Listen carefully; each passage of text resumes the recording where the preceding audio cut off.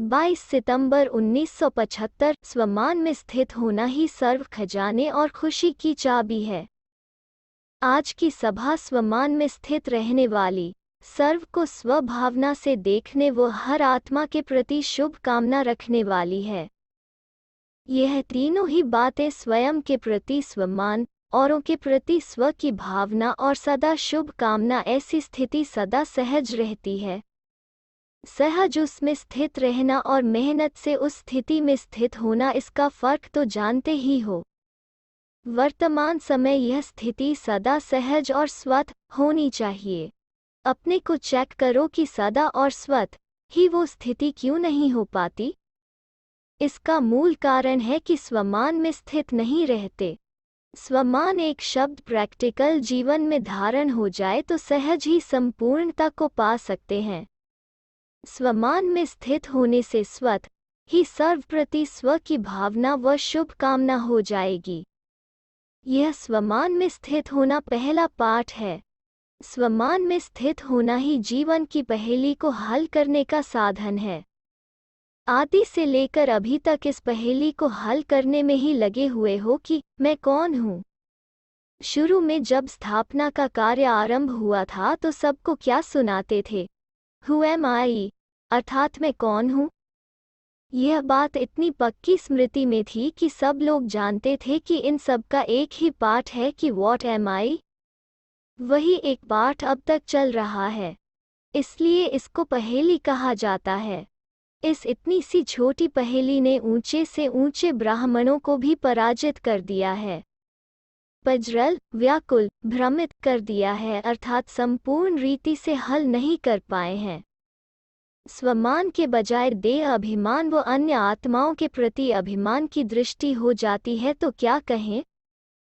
क्या यह पहेली हल कर ली है अथवा अभी तक भी हल कर ही रहे हैं? मैं कौन हूँ, इस एक शब्द के उत्तर में सारा ज्ञान समाया हुआ है।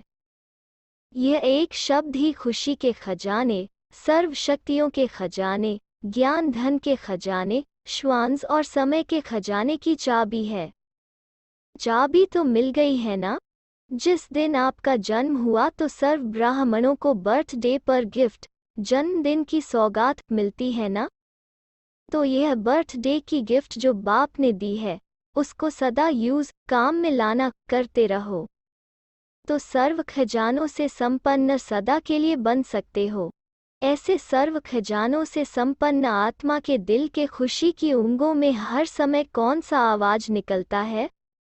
मुख का आवाज नहीं, लेकिन दिल का आवाज क्या निकलता है?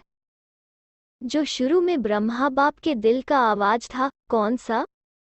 वाह रे मैं है। जैसे औरों की वाह वाह की जाती है न, वैसे वाह रे मैं। यह स्वमान के शब्द हैं, न कि देह अभिमान के। तो मैं कौन हूँ कि चाबी को या तो लगाना नहीं आता या फिर रखना नहीं आता, इसलिए समय पर याद नहीं आता।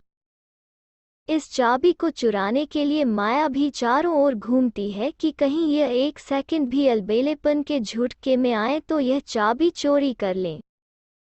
जैसे आजकल के डाकू बेहोश कर देते हैं, वैसे ही माया भी स्वमान का होश अर्थात स्मृति को गायब कर बेहोश बना देती है। इसलिए सदा स्वमान के होश में रहो। अमृतवेले स्वयं को ही स्वयं यह पाठ पक्का कराओ अर्थात रिवाइज कराओ कि मैं कौन हूँ।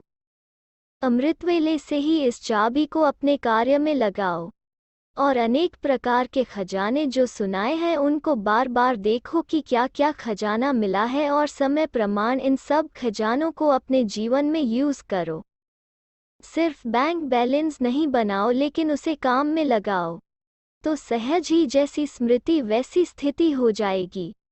जैसे कल्प पहले के यादगार शास्त्र में लिखा हुआ है, बाप के लिए कहते हैं कि मैं कौन हूँ, तो सर्व में श्रेष्ठ का वर्णन किया है।